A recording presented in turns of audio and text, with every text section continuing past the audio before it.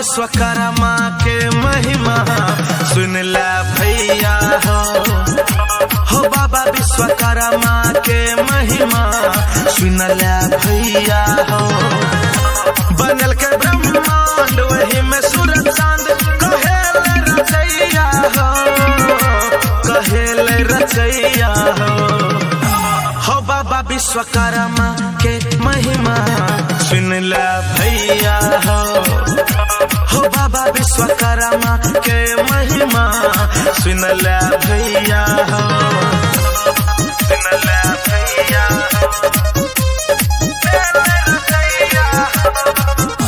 हो बाबा विश्वकर्मा के महिमा सुन ले भैया हो बाबा विश्वकर्मा के महिमा सुन ले भैया।